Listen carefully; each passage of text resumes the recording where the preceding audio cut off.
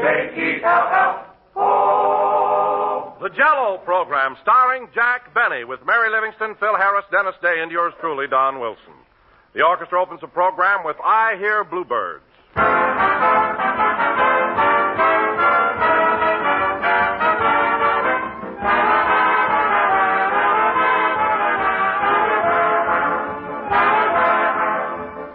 How true, ladies and gentlemen, is that old saying you hear every June about happy the bride the sun shines upon? Well, that's a question we really can't answer, but we do know a saying you can depend on, and it goes like this. Happy the bride who always keeps a plentiful supply of Jell-O on the pantry shelf. For Jell-O, friends, is a grand dessert that's wonderfully quick and easy to make, as well as inexpensive to serve, and every bride will appreciate that. Jell-O's downright pleasure to eat, too, and every husband will go for that. Yes, with a bright, shimmering mold of Jell-O on the table, contentment reigns supreme. Those 6 brilliant colors are all just as gay and enticing as can be, from the rich, glowing crimson that makes you think of fresh, ripe raspberries to cool emerald green lime. And those 6 delicious flavors are gloriously good, extra rich, and just as refreshing and beguiling as the juicy, ripe fruit itself. So try some Jell-O real soon. And when you buy, be sure to look for those big red letters on the box. They spell Jell-O, and Jell-O spells a treat.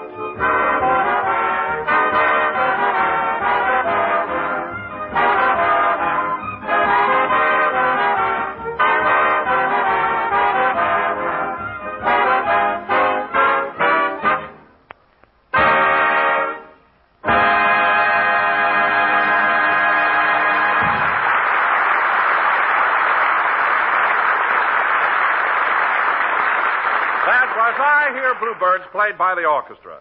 And now, ladies and gentlemen, we bring you our master of ceremonies, a man who had his option picked up last Sunday and now looks 10 years younger, Jack Benny.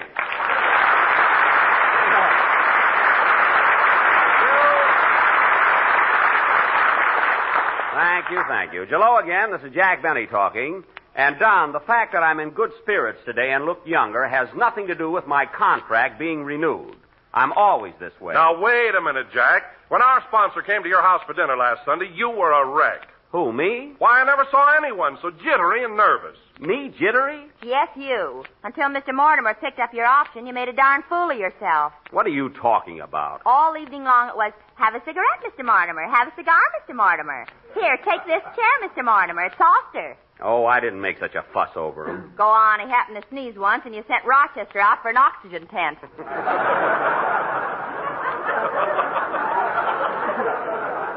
Well, I just did that for a gag.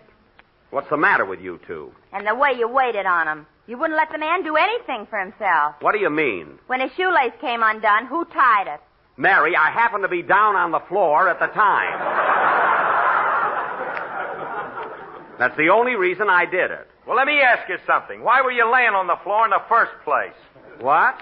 What was that, Phil? I said, why were you laying on the floor in the first place? Phil, you should be the last one in the world to ask anybody why they're laying on the floor at a party.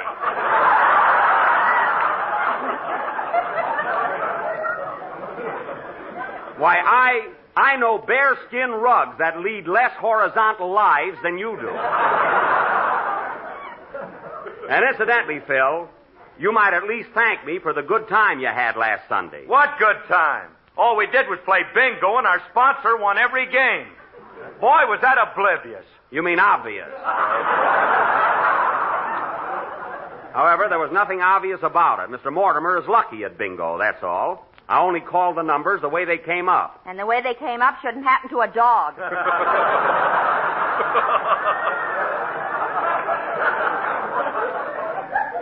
Oh, forget about it. Frankly, Jack, I don't know what the rest of us were playing for. You let Mr. Mortimer bingo every time. All right, so he won the salad bowl. But don't forget, he paid 25 cents a card, the same as everybody else. And that salad bowl was a Christmas gift from Eddie Cantor. That's a lie. I got it for my birthday from Olson and Johnson. Boy, are they cheap. Just because they're a team, they give one present. And incidentally, fellas, it seems funny that you can all criticize and complain. Yet not one of you has the courtesy to mention the delicious food I served. Why, you guys all ate like it was your last meal. Well, until he picked up your option, Jackson, we weren't sure. Maybe you weren't, Phil, but I wasn't the least bit worried. I knew I was going to be signed up for next season 2 weeks ago. 2 weeks ago? Yes, I had definite information. Oh, you and that phony fortune teller. Phony? Mary, there's nothing phony about Madame Zuzu. She clicks like a castanet.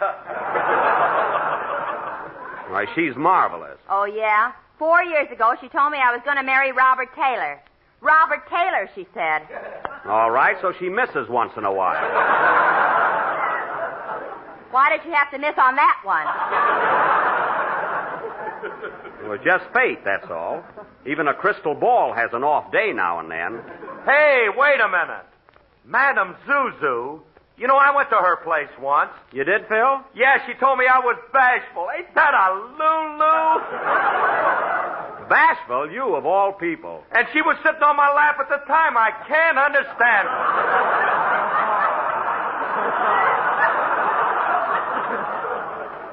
Me neither. I'd like to take that crystal ball and hit her over the head with it. Mary, will you forget about Robert Taylor? And speaking of Madame Zuzu, fellas, if you knew what she told me about my movie career, you'd all be plenty excited. What did she tell you, Jack? Never mind. You'll read it in the paper next winter. Come on, Jackson, tell us. No, nothing doing. It's a secret. Okay. Now, wait a minute. Madame Zuzu looked in the crystal, and guess who's going to win the Academy Award next year? Guess who? She ought to be rated.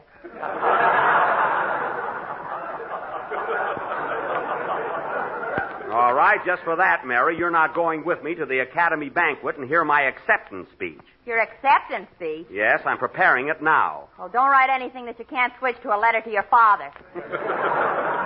We'll see. I wouldn't laugh too soon. By the way, Jack, not changing the subject, but while Madame Zuzu was giving you the lowdown on your option, did she mention who's going to be your announcer next season?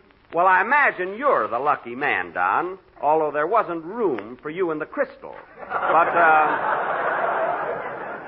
I'm sure you're set, and we'll have the same little comedienne, eh, Mary? Darn it, and I picked out linen and dishes and everything. Mary, will you forget about Robert Taylor? Anyway, Don. Forget, he says. Mary. Anyway, Don, it looks like we'll have the same old gang again next year. Madame Zuzu saw all of us together in her crystal ball. She better see a lot more of that green stuff in there. You can count me out.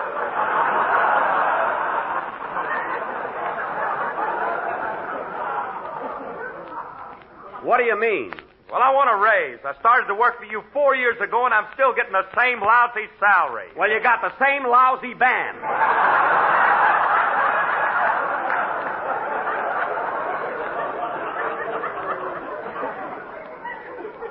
I have a motto, Phil. As ye play, so shall I pay.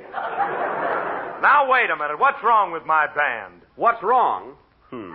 You've got 3 violins that no one's ever heard. A guitar player who got his strings from a yo-yo top.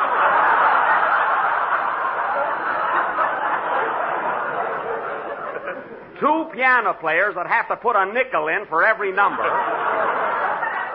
And a brass section that must have a sideline.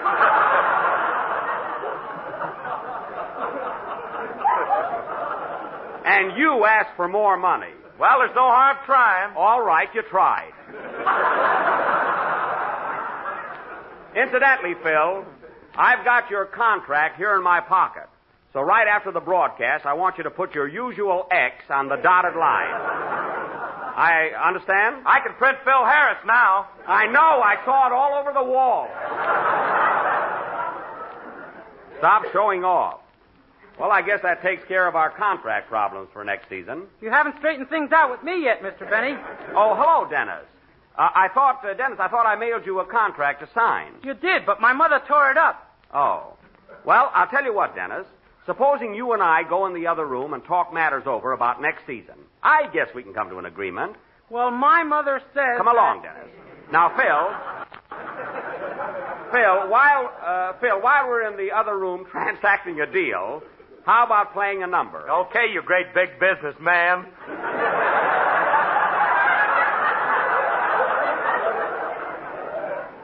Come along, Dennis, my boy. Well, my Come mother... along now. Oh, Phil, What? play loud so we can't hear Dennis screaming.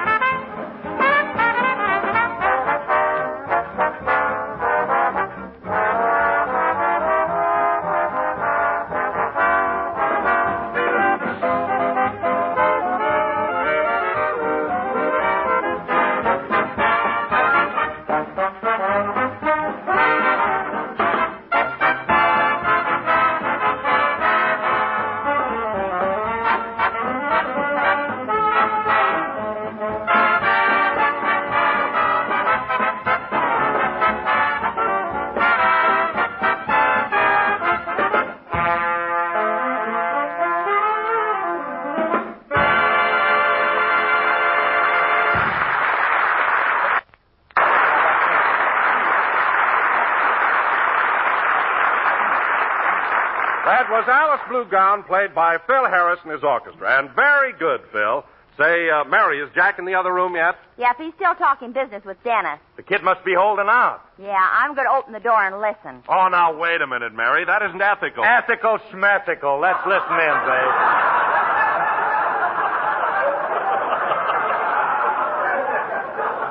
I will. Now, quiet. Sure, Dennis, sure. I know you're worth it, but that's a little too steep. Well, my mother says that next year I ought to get $500 a week. 500, eh? Uh-huh. Well, I'll tell you what, Dennis. They're still at it, boys. How's Dennis making out? He's in the neighborhood of 500, but I don't think he'll move in there. You know, that Benny's terrific. You know, he's the guy that started the second cup of coffee is free movement. Yeah, what a character. Well, I think we ought to get going on with the program. See how they're coming along, Mary. Okay. Absolutely, Dennis. I agree with you, but my budget won't permit it. Well, my mother says Look, Dennis, look. Dennis, would you be satisfied with $250 a week? $250? Oh, sure, that's swell. I see. Well, now look, Dennis, you're young yet, and you've got your whole future ahead of you. I'll tell you what I'll do. Well, it's still going on. What's the latest report? Ceiling 500, vision 250. It looks bad. Why don't the kid walk out on him? He can't. Jack's sitting on his chest.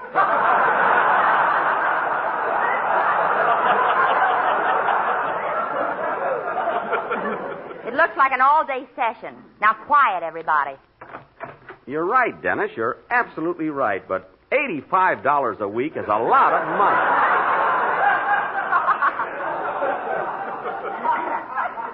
After all, you're just a kid. I can't breathe. Move down a little, will you?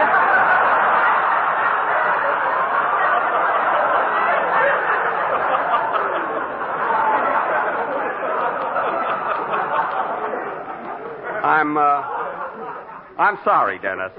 Now, let's talk this over carefully. I'm sure we can get together. I'll tell you what. Well, that beats everything. What's the figure now, Mary? 85, and they haven't struck bottom. I never saw a guy as tight as Jack. You remember that Gladys Zabisco he used to go with? Yeah? Well, he broke up with her because she took appetite pills. And he was nuts about her, too. Well, here goes for another peek. Quiet now, fellas. Okay, Dennis, it's a deal. $37.50 a week. Sign right here on the dotted line. What's going on here?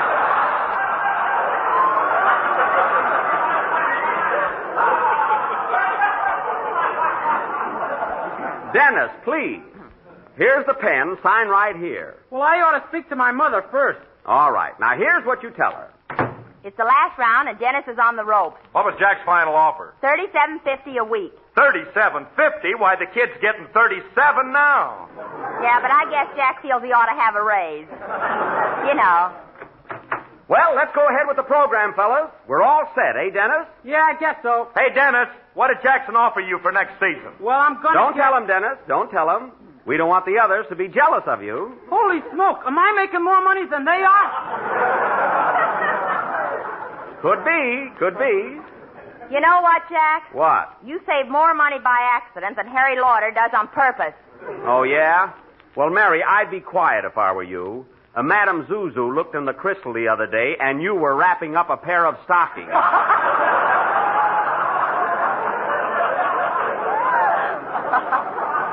And now, Dennis, now that everything has been smoothed out to our mutual satisfaction, how about singing a nice song for us? Okay. What's it going to be, Dennis? I'm going to sing... Hold it a minute. I'll take it. Hello? Hello, Mr. Benny. This is Rochester. Oh, it's you. Rochester, if you'd listened to the program, you wouldn't always call up and interrupt in the middle of it. Why don't you tune in once in a while? Well, frankly, boss, you don't do the kind of stuff that intrigues me.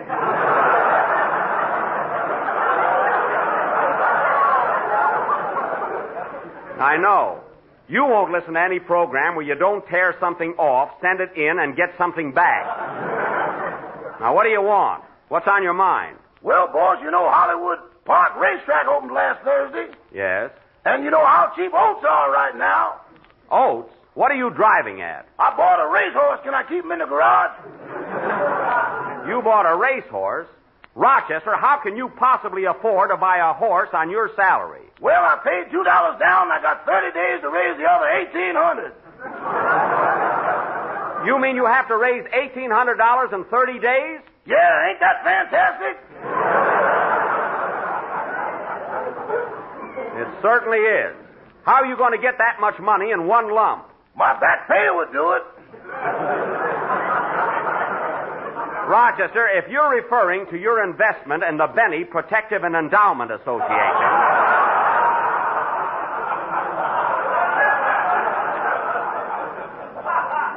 that doesn't mature until you're 40. I'll be 40 tomorrow. That's a lie!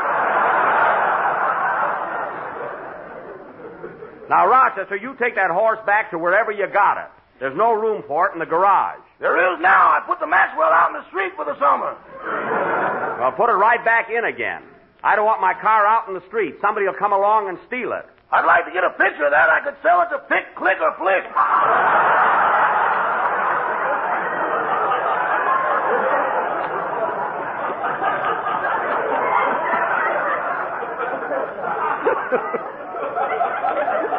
Rochester, I'm not going to argue with you.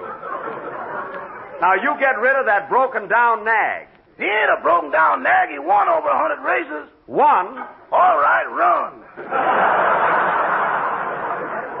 That's more like it. Now, you do as I say. Goodbye. Goodbye. Oh, by the way, boss. What is it now? I don't like Section 8, Paragraph D of my new contract. What's wrong with it? Section 8 says you get $30 a week. I know, but Paragraph D says a week is 14 days.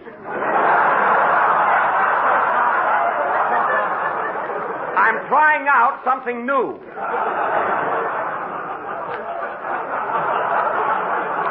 Anyway, we'll discuss that when I get home. Goodbye. Goodbye. The idea of buying a racehorse. He'll probably have me out in the morning clocking it. He'll never get up. Well, sing, Dennis. Don't stand there like a dodo.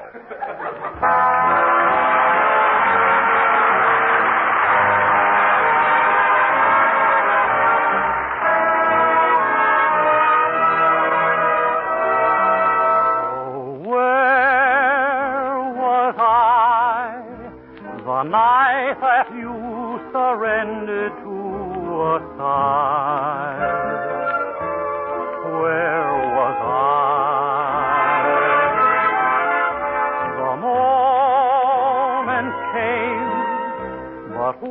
what a shame that someone else came by.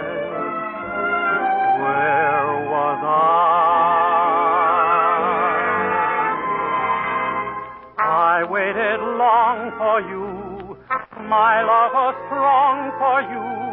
I sang love songs, do you recall? One night you learned to care. It wasn't my affair.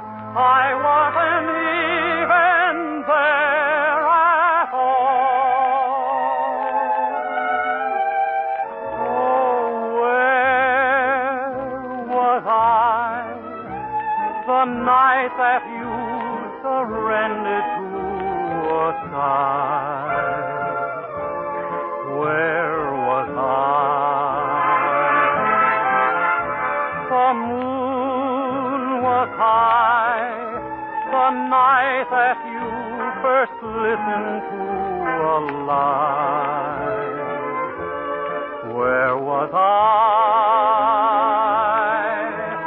always felt that you would melt in someone's arms tonight, and I was wrong. The moment came, but what a shame that someone else came by. Where was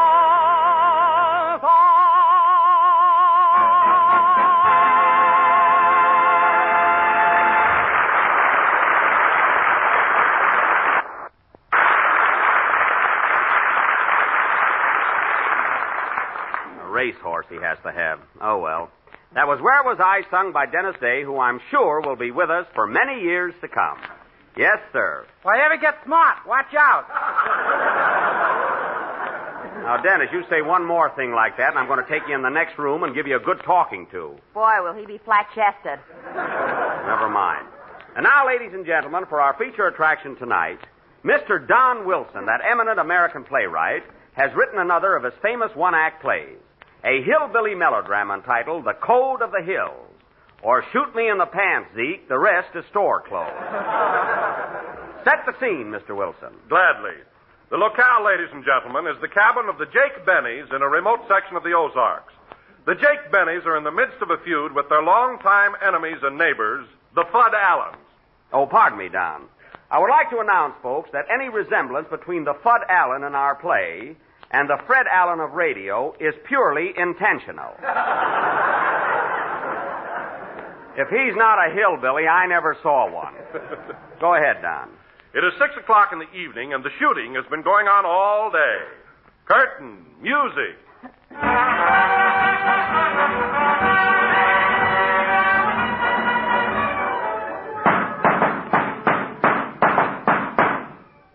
Put that gun away, Pa. Supper's a-waiting. Be right there, Mo. A shooting and a killing, a shooting and a killing. When is it going to stop?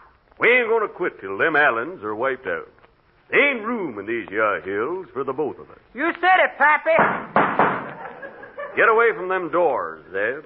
Say, Pa, what have you and got again the Fudd Allens? I'll tell you what I got again him. One night I asked Fudd how many hairs on a monkey's face. And he said, the next time you shave, count 'em. He knew I couldn't count. Well, I ain't a-cheering for that kind of city talk, and I ain't forgetting. Hey, son, barricade that double door. Ooh, Pappy. Son. They got me, Pappy. They got me. What was that, Pa? They got our boy, Zeb. Shot him right through the doors. I didn't know he was a-wearing them.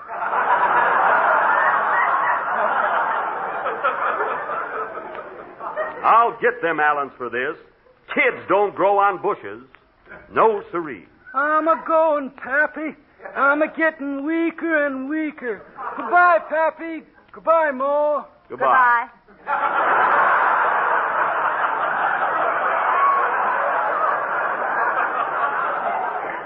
Well, what do we got for supper, Ma? Lunch. Good.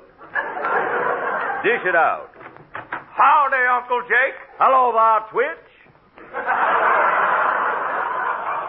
Hey, Twitch, you shouldn't be walking around with your left arm shot up like that. Well, I've been seeking some cords to tie it up with. It keeps a falling off. You know, Twitch, I don't like the way that arm of yours keeps a dropping off. It might be ailing. What's that you got under your other arm? My right leg. Oh. Well, put it in the umbrella stand and come to supper. Sit down.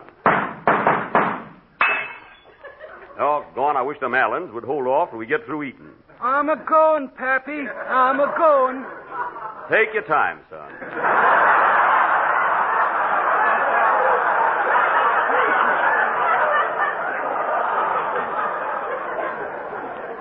Pass the coffee, Ma. Hey, Jake, what happened to Cousin Zeb? One of the Allens plugged him. Have some coffee, Twitch. Doggone, don't those Allens know it's supper time? By the way, Ma, where's our daughter, Linda Lou, Nettie Mae, Lily Bell, Harvest Moon?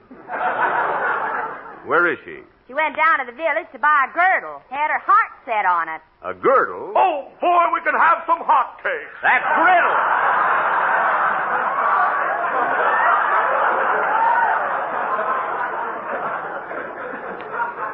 What's a girdle, Ma? Something them city gals are wearing. It's like a sweater, only it snaps at you. By gum, what'll they be thinking up next? Here she is now. Hello, Linda Lou, Nettie Mae, Lily Bell, Harvest Moon. Hello, Pappy. Hello, Ma. Hello, Lindy Lou, Nettie Bell. Lily Mae. Nettie Mae. Oh, nuts. Hello. We ain't been a-worrying about you, gal. You shouldn't be out of doors at a time like this. Why not? Them Allens couldn't hit the broadside of a barn. No, but they could hit yours.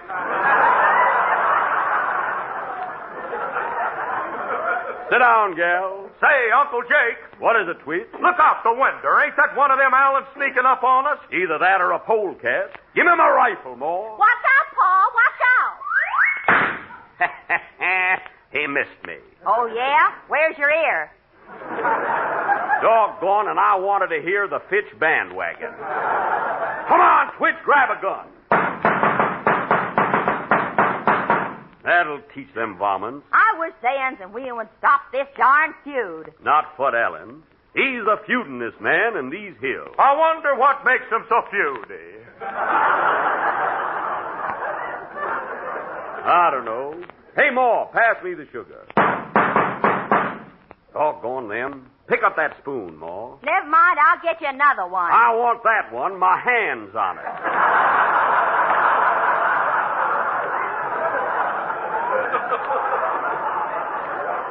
Thanks. A shooting and a killing, a shooting and a killing. How many more pages to this play? Can't be many. Here comes Porky Wilson now. Hello, Porky. Hello, Jake. Say, what happened to Zeb? Them Allens done plugged him. And none of us ain't safe till this feud is over. I am. I'm so big they're scared to shoot at me. Why, them Allens is as yellow as Banana. And speaking of bananas, ladies and gentlemen, do you realize how marvelous they are when sliced over a dish of tempting and appetizing... Now, hold on now, Wilson.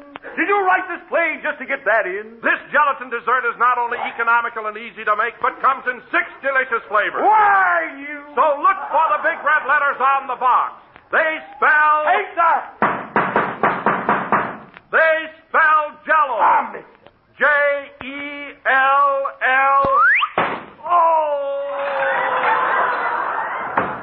That got him.